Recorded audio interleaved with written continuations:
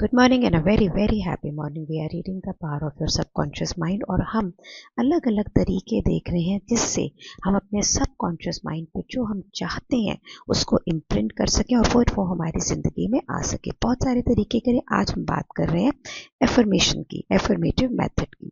सो affirmations की effectiveness किस पे डिटरमिन करती है कि आप उसे कितना सच मानते हैं और उसके शब्दों को कितने अंडरस्टैंड करते हैं।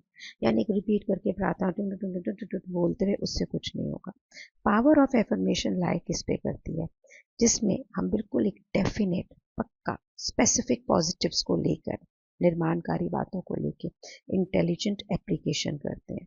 सपोज करें कि अगर कोई एक स्टूडेंट 6 और 6 7 लिखता है तो टीचर क्या बोलता है, भाई 7 नहीं होता है, ये 6 होता है।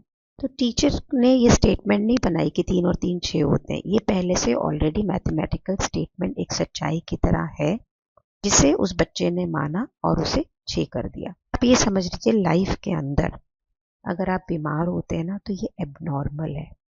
नॉर्मल क्या है? हेल्दी होना। प्रकृति ने हमें बीमारी के लिए नहीं बनाया है। हेल्थ ही हमारी सच्ची बीइंग है। अगर हम हेल्थ के लिए अफर्म करते हैं, हार्मनी के लिए अफर्म करते हैं, अपने अंदर शांति के लिए अफर्म करते हैं, तो ये तो ब्रह्मांड के प्रिंसिपल्स में है, आपके ओन बीइंग में है। ये जो दिमाग है, ये छोटे बच्चे की तरह जो 6 और 3 और 3 7 कर रहा है ना, ये नेगेटिव पैटर्न क्रिएट कर रहा है आपके माइंड के अंदर। वो वहाँ से सबकॉन्शियस को जा रहे हैं। तो आपको सिर्फ फेथ और अंडरस्टैंडिंग के साथ में क्या अफर्म करना है कि ब्रह्मांड के में जो हेल्थ है, वेल्थ है, ये सब तो मेरे लिए है ही। सो बस उसको रीअरेंज ही तो करना है। एफर्मेटिव प्रोसेस अगर आप यूज करते हैं मैनिफेस्टेशन के लिए, तो आपको जिंदगी के प्रिंसिपल्स को मानना होगा, चाहे आपको दिख कैसे भी रहा हो। जैसे मैथमेटिक्स के प्रिंसिपल, उसमें एरर नहीं चलता है ना, वैसे ही इस ब्रह्मांड के जो सच्चाई के प्रिंसिपल है वहाँ पे कोई भी बेईमानी नहीं है। ये प्रिंसिपल सारे इंटेलिजेंस पे बेस्ड है, इग्नोरेंस पे बेस्ड नहीं है। ये सारे प्रिंसिपल हार्मनी पे हैं, डिस्कॉर्ड में नहीं है। हेल्थ के लिए है, बीमारी के लिए नहीं है, अबंडेंस के लिए है, पावर्टी के लिए नहीं है। जो राइटर कहता है कि मैंने एफर्मेटिव मेथड यूज करने की सोची जब मेरी बहन गॉल स्टोन्स के लिए इंग्लैंड के एक हॉस्पिटल में ऑपरेट होने वाली थी। उसने मुझे प्रार्थना की कि मैं उसकी रिकवरी के लिए प्रे करूं। मैं 6000 मील दूर था, लेकिन ये बात ने मुझे बिल्कुल भी डिस्टर्ब नहीं की। जो हमारे माइंड के प्रिंसिपल होते हैं उसमें कोई स्पेस और कोई समय नहीं होता। ये तो हम इंसानों ने बनाया है। इन्फिनिट माइंड और इंटेलिजेंस, ये हर जगह, हर पॉइंट पे साइमल्टेनियसली होती है। यानी आप जो लोग सुन रहे हैं, जो मैं ये बोल रही हूँ, we are all surrounded with this infinite mind and its principle. सिर्फ लिखते हैं कि मैंने दिन में कई बार अपनी सोच को अपनी बहन के जो सिम्टम्स से उसमें से बाहर निकाला और शांति से पूर्ण विश्वास के साथ ये फॉलो किया, इसको एफर्म किया। मैं आपको एफर्मेशन रीड करके दे रही हूँ। This prayer is for my sister Catherine. She is relaxed, at peace, poised, balanced, serene and calm. ये प्रार्थना मेरी बहन कैथरीन के लिए है। वो बिल्कुल शांत है, रिलैक्स्ड है, पॉइज्ड है, मतलब एंजाइटी में नहीं है, बैलेंस्ड है बिल्कुल, और शांति में है।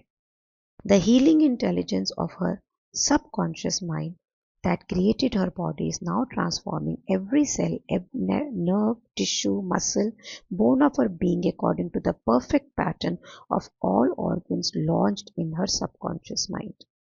कि जो उसकी सबकॉन्शियस माइंड की इंटेलिजेंस है, जो ठीक करने वाली, वो उसके शरीर के हर nerve, cell, tissue, muscles, bone, सबको जैसे कि एक नेचुरल पैटर्न होता है, परफेक्ट, उत्तम, उसकी तरफ ले गई है।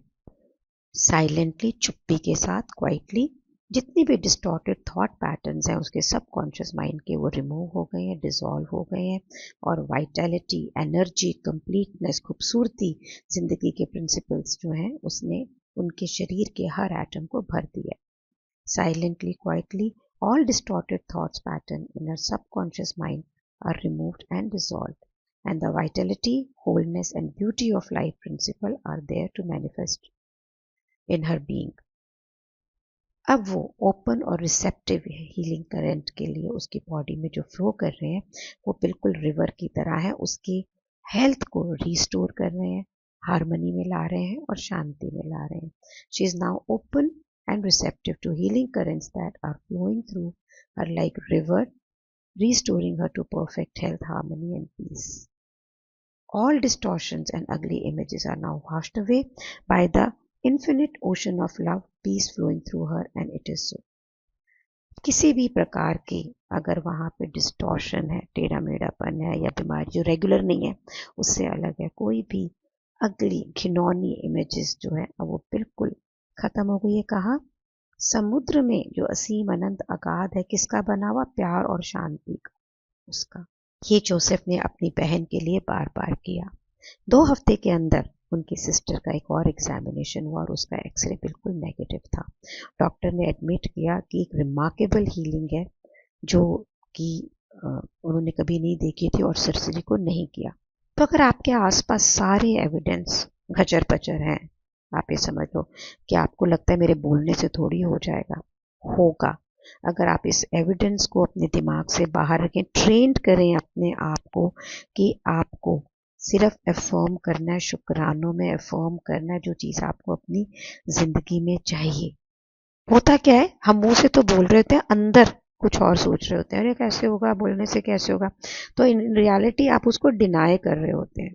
तो जब आप एफर्मेशन को रिपीट कर रहे होते हैं ये जानते हुए कि आप इसे क्यों कह रहे हैं, 3 और 3 क्या, 7 नहीं 6, कि ये हेल्थ, ये वेल्थ, अच्छी जिंदगी तो आपका अधिकार है.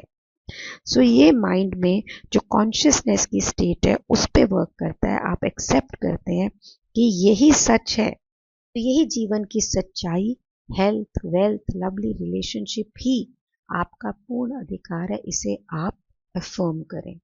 पेज नंबर 98 पे एक और तरीका दिया गया है, आर्ग्यूमेंटेटिव मेथड, और इसको इजाद किया फिनियस ब्राकहर्ट ने, जो पायनियर रहे हैं मेंटल एंड स्पिरिचुअल हीलिंग के, और बेलफास्ट के अंदर ये काम करा उन्होंने तकरीबन 100 साल पहले. ये साइकोसोमैटिक मेडिसिन और फर्स्ट साइको एनालिस्ट थे. इस मेथड के अंदर उन्होंने बहुत सक्सेसफुली स्पिरिचुअल रीजनिंग को यूज़ किया. आप पेशेंट को या अपने आप को, मैं तो ये बोलूँगी, या दूसरे को कन्विंस करते हैं कि आपकी बीमारी झूठे बिलीफ की वजह से है, इसका कोई बेस नहीं है, आपका डर का कोई फाउंडेशन नहीं है, ये नेगेटिव पैटर्न आपके सबकॉन्शियस माइंड में घुस गए. आप उसे रीजन आउट करते हैं बिल्कुल क्लियरली. तो आप अपने आप से खुद करें. वो कन्विंस करते थे पेशेंट को कि आपकी बीमारी और आपकी एलिमेंट सिर्फ आपके सोच का जो ट्विस्टेड पैटर्न है, गलत पैटर्न है, उसकी वजह से, जिसने आपकी बॉडी के अंदर घर कर लिया है. ये रॉन्ग बिलीफ जो है, ये एक्सटर्नल पावर है, एक्सटर्नल कारण है जिसने एक्सटर्नल सिकनेस क्रिएट की है.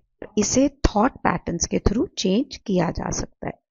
फिर आप एक बीमार व्यक्ति को ये बताएं कि आपकी जितनी भी जो ये हीलिंग हो रही है, ये कैसे हो रही है, आपका बिलीफ सिस्टम चेंज करने से हो रही है. और उसे बताएं कि सबकॉन्शियस माइंड जो है वो बॉडी को क्रिएट करती, सारे ऑर्गन्स को वो चलाती, तो उसको ये पता है कि उसको कैसे हील करना, और उसे हील कर सकती है. जैसे जैसे आप बोलोगे बिल्कुल कैसे, तो ये माइंड जो है ना, जैसे अदालत के अंदर आपने कुछ बोला और फिर ऑपोजिशन ने कुछ बोला, वैसे माइंड ये सब बोलेगा कि भाई नहीं, ऐसे नहीं है, वो है या ये है. तो आपको ये एविडेंस को बिल्टअप करना है on the behalf of healing power, not on the behalf of mind. Mind तो आपको बहुत कुछ समझाएगा. आप ये समझ लें कि आपकी बॉडी के अंदर जितनी भी ऑर्गन्स है ना, वो बिल्कुल परफेक्ट पैटर्न में है, हर सेल, हर नर्व, हर टिश्यू.